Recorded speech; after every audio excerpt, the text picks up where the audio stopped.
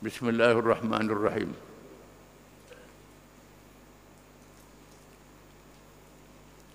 Sabda Rasulullah SAW, al-a'immatu min Quraisy. Para pemimpin hendaklah daripada Quraisy. Riwayat Imam Ahmad At-Tabarani dalam Mu'jam Al-Awsat. Para sahabat membuat keputusan begitu kerana melihat kepada kekuatan pengaruh ialah perkara yang penting. Imam Al-Juwaini, Imam Al-Haramain Al-Juwaini dan Ibnu Khaldun menjelaskan bahawa syarat ini tidak kekal hanya kepada kaum Quraisy. Kerana yang dimaksudkan ialah pemimpin yang mempunyai pengaruh daripada kekuatan kaumnya. Maksud hadis ini. Bukan selama-lama sampai hari kiamat orang Quraisy. Tidak. Bila orang Quraisy sudah lemah, orang Quraisy tak kuat lagi dengan Islam, kaum lain ramai masuk Islam. Kaum lain kuat, maka kaum lainlah yang boleh memimpin orang Islam. Syarat ini tak kekal. Syarat ini ada sebab, ada maqasid syariahnya. Iaitulah kaum yang kuat pengaruhnya yang boleh menguasai, melaksanakan. Kalau kaum pemimpin daripada kaum yang tidak kuat, pemimpin itu orang tak takut, tidak ada kehebatan bagi dia orang lawan dia. Mesti didukung oleh kaum. Ini ulasan Al-Imam Al-Juwaini, Imam Al-Haramain Al-Juwaini, seorang ulama dalam mazhab Syafi'i, Al-Juwaini, dan Ibnu Khaldun dalam mazhab Maliki mengulas perkara ini.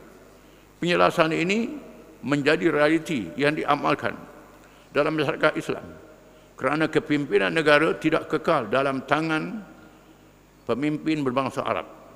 Sebaliknya bertukar kepada bangsa Kurdi, Turki dan lain-lain mengikut pemimpin daripada bangsa yang kuat anutan dan pegangan mereka kepada Islam.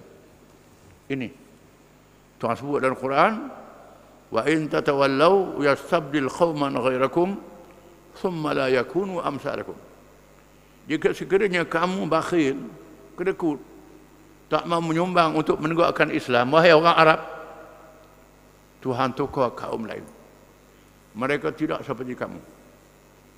Illa taghfiru yu'adzibukum 'adzaban aliman wa yastabdil qauman ghairakum. Jika sekiranya kamu tidak keluar untuk berjihad, menegakkan Islam, Tuhan tukar kaum yang lain daripada kamu. Bukan orang Arab lagi. Bukan orang Arab lagi. Ini disebut. Ada hadis diriwayatkan, maka tu ayat ni Nabi tepuk bau Salmanul Farisi. Innahum min qaumi hadha. Law kana ad-din bis-suraya lana lahu rijalun min al-furs. Nabi kata, mereka dari kaum ini, tepuk bau Salmanul Farisi. Kalau agama duduk di bintang Suraya, nasa dicapai oleh kaum daripada ini, Salmanul Farisi. Ini ada hadis yang meriwayatkan. Orang Arab kata dia tak orang Arab kata dia tak Arab dan dia sama. Ini. Kemudian bertukar kaum Kurdis. Masa Baitul Maqdis ditakluk oleh tentera salib Kristian selama 100 tahun. Yang memimpin tentera Islam membebaskan Baitul Maqdis pada masa itu ialah Salahuddin Al-Ayyubi, daripada orang Kurdis, bukan orang Arab, yang memimpin berperang lawan tentera salib. Masa kaum Tatar dulu pada itu lagi menakluk Baghdad, menakluk Asia Tengah, habis takluk. Yang memimpin orang Islam mengalahkan tentera Tatar ialah Sultan Saifuddin Zahir. Bebas. Ini daripada orang Turki. Ini berlaku. Di zaman mutakhir, kuasa besar orang Islam di tangan Osmaniyah Turki. Bila orang Turki menguasai kaum, menguasai dunia Islam, dia jadi kuasa besar. Semua wilayah Islam duduk di bawah naungan dia. Realiti hari ini di Malaysia menunjukkan Melayu ialah bangsa paling ramai menganut Islam.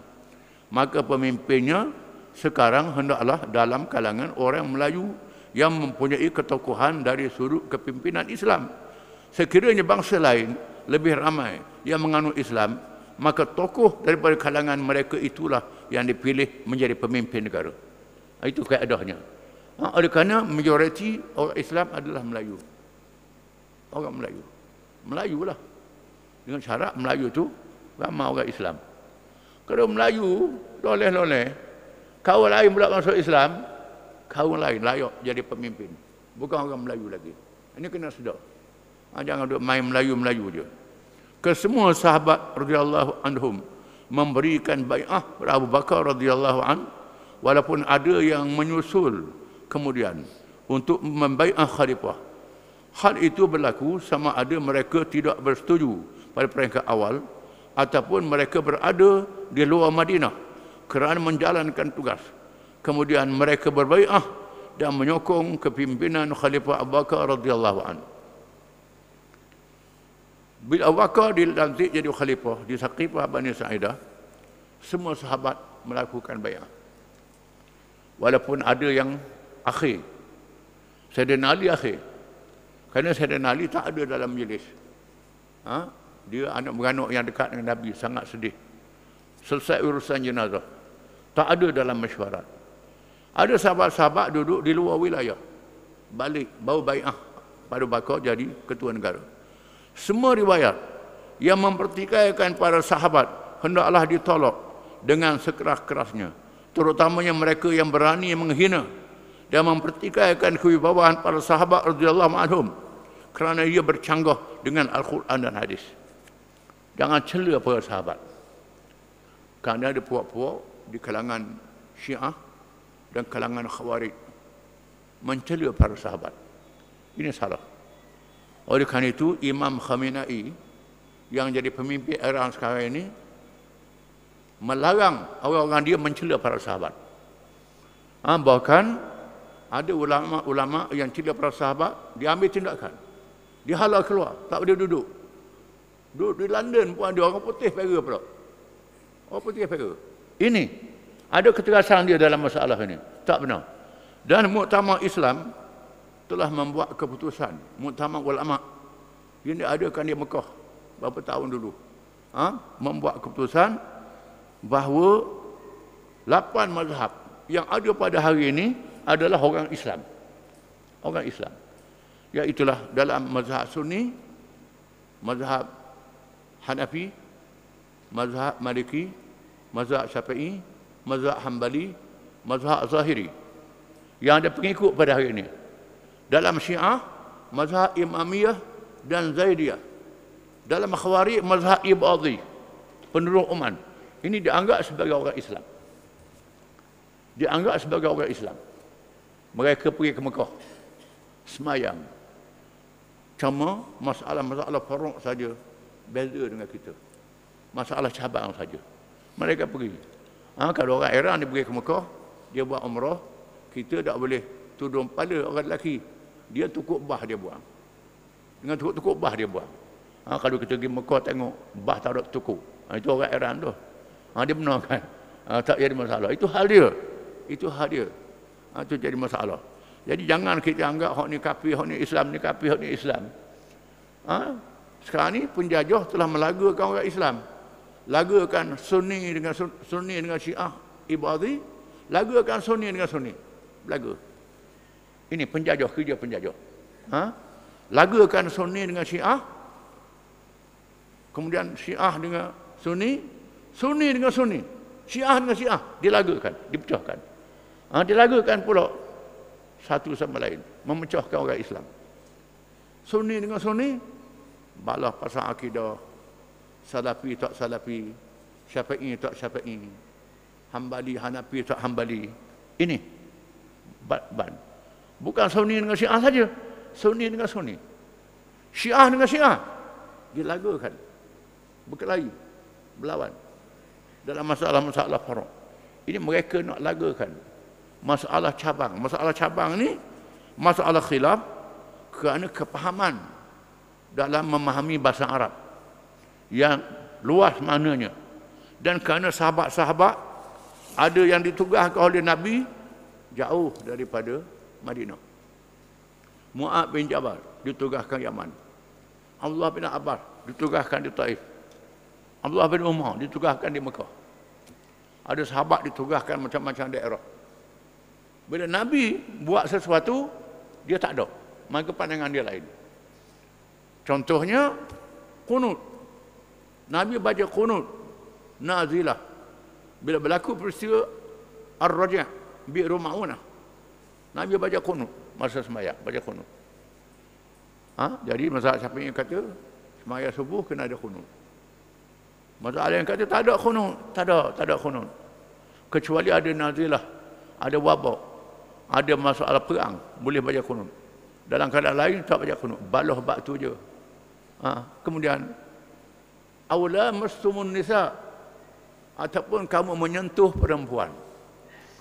Bila ambil wuduk menyentuh perempuan, hilang air sembahyang. Aula mastumun nisa, aula mastumun nisa. Bahas. Adakah lamastumu sentuh kulit dengan kulit? Lamastumu sentuh kulit dengan kulit? Ada ulama kata lamastumu dengan makna bersetubuh, bukan sentuh kulit dengan kulit. Ada ulama kata begitu. Kerana Nabi menyentuh isteri dia. Nabi pergi sembahyang. Nabi pergi sembahyang. Syafi'i kata tidak, sentuh kulit dengan kulit batal sembahyang. Mazhab lain kata sentuh kulit dengan kulit tak hilang air sembahyang. Ini khilaf, masalah cabang. Wamsahu bi ru'usikum wa arjulakum ila al-ka'bain. Wamsahu bi ru'usikum wa arjulikum ila al-ka'bain. Yang ini baca pada datah wa arjulakum, ini baca pada wa arjulikum. Dua-dua qiraat ni ada. Dua-dua bacaan ni ada riwayat. Wamsahu bi ru'usikum wa arjulakum ila al-ka'bain. Dan basuhlah dan sapulah kamu akan kepala kamu dan basuh dua kaki kamu. Dua kaki kamu. Wa arjulakum. Faghsilu wujuhakum wa aydiyakum ila al-marafiq wamsahu bi ru'usikum wa arjulakum. Orang mengaji nahwu kata wa arjulakum ni ataf kepada wa faghsilu wujuhakum wa aydiyakum ila al-marafiq. Ataf kepada ighsilu aydiyakum, basuh tangan hingga dua siku dan basuh dua kaki. Ada ulama kata tidak. Wamsahu bi ru'usikum wa arjulikum. Wa arjulikum ni atah kepada wamsahu bi ru'usikum, dan sapuhlah kamu akan kepala kamu dan dua kaki kamu. Sapuh dua kaki. Kaki tak basuh. Ini khilaf. Dalam masalah qiraat, masalah bacaan. Orang mengaji tajwid ni dia mengajilah qiraat ni. Qiraat ni kadang-kadang khilaf. Menjadi khilaf dalam masalah cabang. Masalah cabang. Kadang-kadang waqaf. Waqaf itu ada makna. Waqaf di sini bila waqaf makna lain. Bila wasal makna lain. Ini timbulnya khilaf ulama. Ini masalah faraq, masalah cabang saja. Jadi jangan berbalah. Ulama-ulama zaman dulu tak berbalah. Bila orang tanya Imam Malik, Imam, anak murid ni siapa ini wan, dia kata lain. Imam kata lain, dia kata lain. Imam Malik kata boleh jadi pendapat siapa yang betul, pendapat aku salah. Tetapi mengikut kajian aku beginilah, kata Imam Malik. Imam Malik kata semua cakap manusia, makna perkara yang tak jelas, boleh dipakai, boleh ditolak. Kalau dia cakap orang yang ada dalam kubur ini, dia tunjuk kepada kubur Nabi SAW. Imam Malik ni orang Madinah. Kecuali cakap orang yang ada dalam kubur ini. Kalau orang ni cakap, tak ada khilaf. Kalau aku cakap, siapa ini cakap, ada berbeza, tak sabit dalam hadis-hadis ini boleh jadi pendapat aku betul, pendapat aku salah. Itu ijtihad. Nabi kata man ijtahada fa asaba falahu ajran wa man ijtahada fa akhta falahu ajrun wahid. Barang siapa yang berijtihad, sama ada dia hakim ataupun ulama, dalam suatu hukum yang tidak jelas, yang tidak nyata, dia ijtihad hukum, lalu dia betul, dapat dua pahala. Barang siapa yang berijtihad, tiba-tiba ijtihad dia salah ijtihad dia, maka dapat satu pahala. boleh pahala juga. Ini dalam masalah. Semua kata sembahyang wajib. Tak ada mazhab kata sembahyang tak wajib. Itu bukan mazhab dah, tu sesat. Yang khilafnya benda-benda cabang saja. Ini kena tahu. Benda-benda cabang saja. Jadi jangan balah dalam masalah benda cabang. Dengan sebab itu kena pondok-pondok kita, sekolah-sekolah agama kita kena belajar tarikh tasyri'. Tarikh sejarah hukum syariat. Sejarah ulama-ulama, tabaqatul ulama, kena belajar sejarah ulama-ulama. Kerana ulama ni dia lahir tahun sekian, mati tahun sekian. Lahir tahun sekian, mati tahun sekian.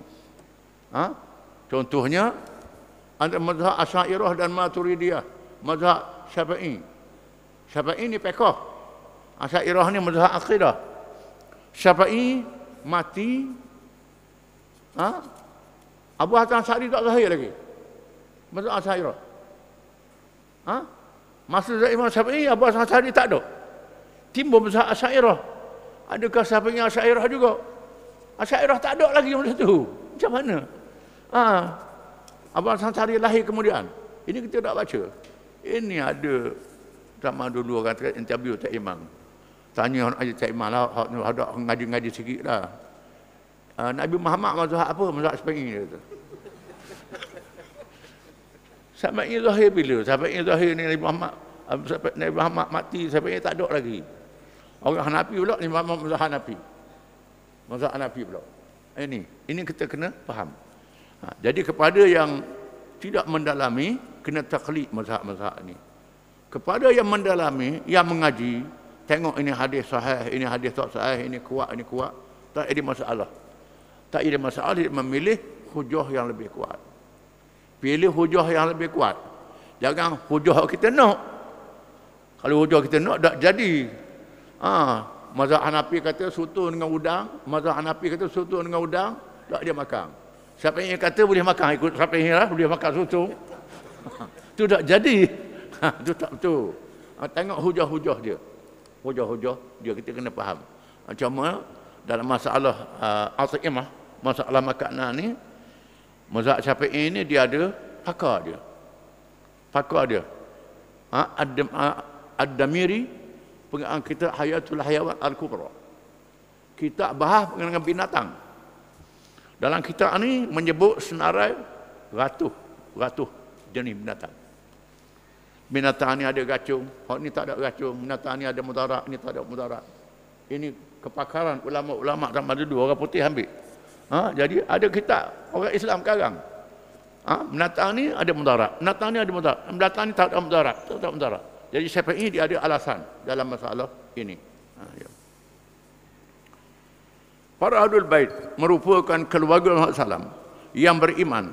Mereka tetap mempunyai kedudukan yang mulia sisi Allah dan Rasulnya SAW. Serta disanjung oleh para sahabat.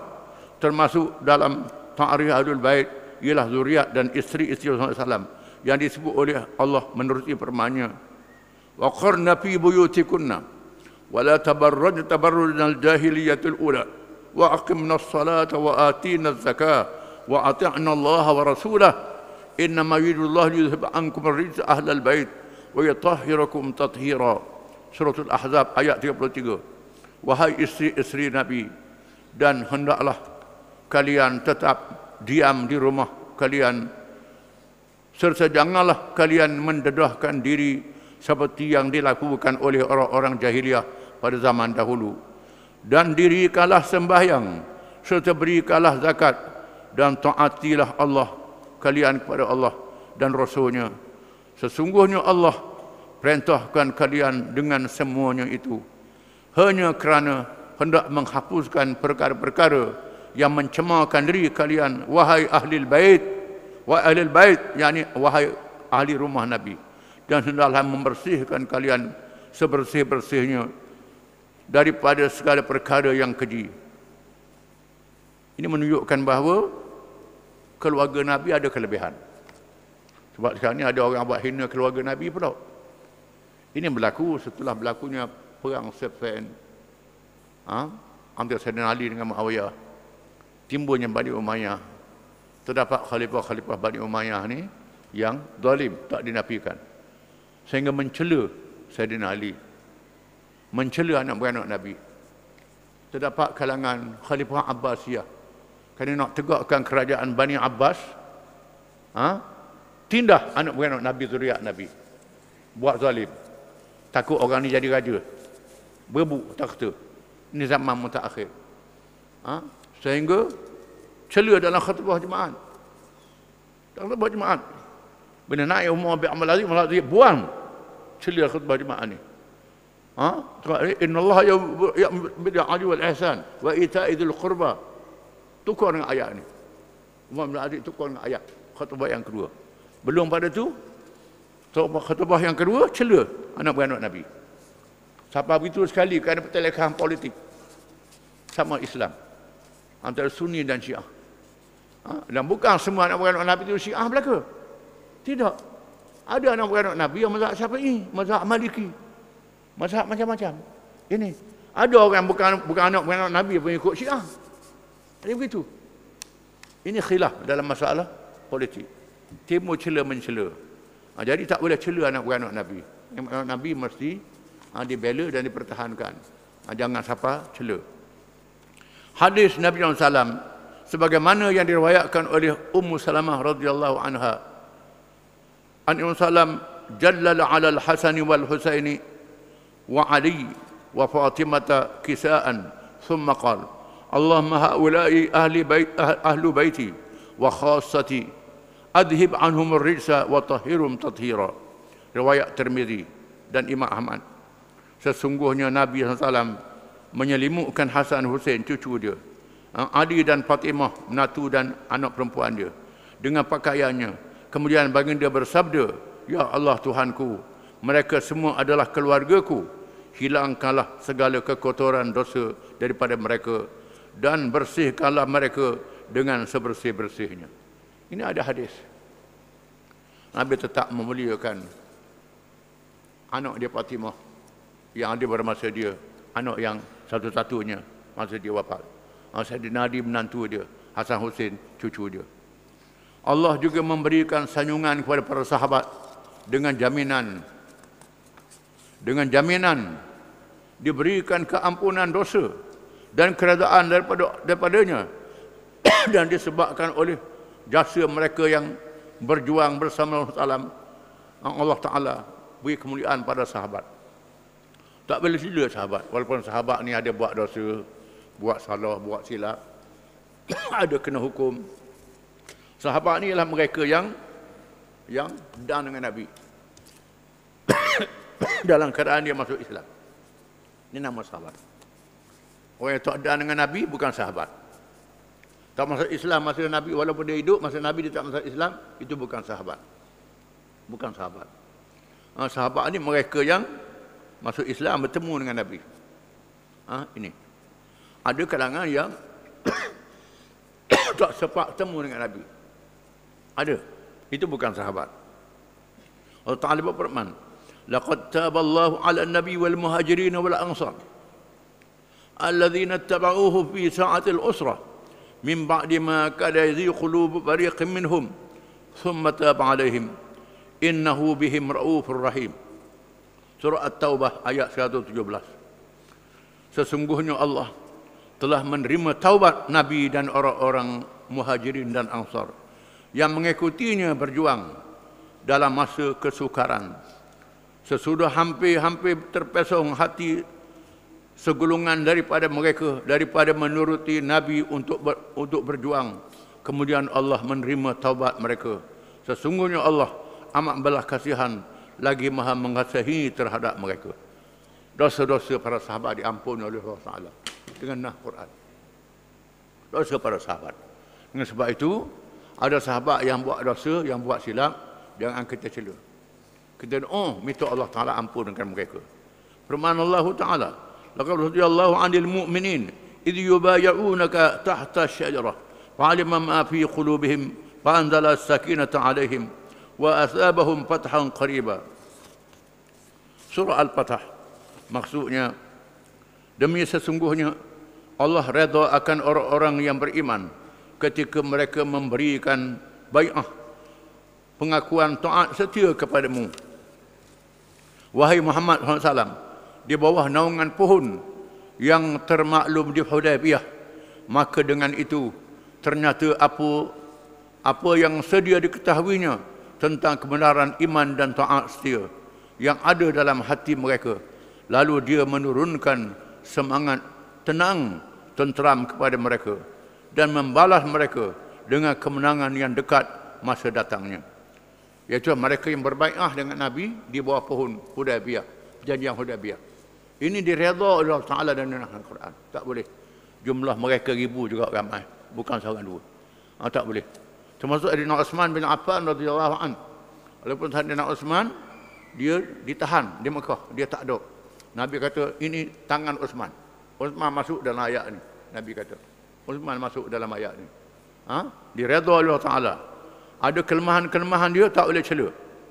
Sabda Rasulullah SAW, la tasubbu ashabi, la tasubbu ahadan min ashabi, fa in ahadakum law anfaqa mithla uhudin zahaban ma adraka mudda ahadihim wala nasifah. Jangan sekali-kali kalian memaki mencela para sahabatku, maka demi Tuhan yang diriku berada dalam genggamannya, seandainya ada seorang dalam kalangan kamu menyumbangkan emas sebesar bukit Uhud, saya tidak akan menyamai kelebihan secupok atau separuh daripadanya yang disumbangkan oleh mereka. Hadis riwayat Bukhari dan Muslim. Ini berlaku bila Khalid bin Walid membunuh tawanan perang. Sedangkan Nabi larang bunuh tawanan perang. Tawanan tak boleh dibunuh. Jangan bunuh perempuan, jangan bunuh kanak-kanak. Jangan bunuh. Sebab Khalid bin Walid ni, dia penglima. Orang yang bengih, yang backing. Kita baca dalam Muqaddimah Aqidah no. Bila kaum Juzaimah menyebut sabakna. Kami tinggal agama asal. Tak mengucap dua kalimah syahadah. Tak kata asyhadu an la ilaha illallah, tak sebut dua kalimah syahadah. Khalid bunuh. Oleh Muhammad kata aku tak mau bunuh, Nabi larang. Khalid bunuh. Lalu bila balik di Mekah, masa pertama Mekah, Allah biar lapor ke Nabi. Nabi menegur Khalid. Ini perbuatan yang salah, yang tak betul. Abdul Rahman bin Auf marah ke Khalid. Mu ni ikut perang jahiliah. Mu balas zaman jahiliah dulu nak bawa masa Islam. Kata Rahman bin Auf. Rahman bin Auf ni orang yang awal masuk Islam. Khalid ni orang kediam masuk Islam. Masuk Islam kediam. Rahman bin Auf ni orang dulu. Lalu Khalid maki Rahman bin Auf. Rahman bin Auf masuk Islam dulu. Khalid pun sahabat Nabi juga. Sahabat Nabi. Nabi keluar dia Saifullah wa Saifur Rasulih. Pedang Allah dan pedang Rasulnya Khalid bin Walid ni. Dia maki Rahman bin Auf. Rahman bin Auf ni sahabat yang awal. Nabi kata, la tasubbu ashabi. Jangan maki sahabatku. Sesungguhnya secupuk yang dibelanja oleh seorang sahabat ataupun separuh cupuk tak sama dengan sebesar emas besar bukit Uhud yang dibelanjakan oleh orang yang bukan sahabat. Kerana mereka masuk Islam masa susah, masa ditekan, masa ditindas, masa Islam lemah. Dengan sebab itu Allah gandakan pahala mereka lebih pada orang lain. Tak boleh cela para sahabat. Ini. Berwaspadalah hal ini, hal yang demikian, kerana pertelengkahan dalam perkara ini akan menyebabkan ketelanjuran yang menyesatkan pada zaman mutakhir. Zaman mutakhir ini banyak orang jadi terlanjur tegur pada sahabat, kritik pada sahabat, cela pada sahabat. Tak boleh. Kita kena minta Tuhan ampunkan para sahabat kalau dia buat silap. Wallahu a'lam.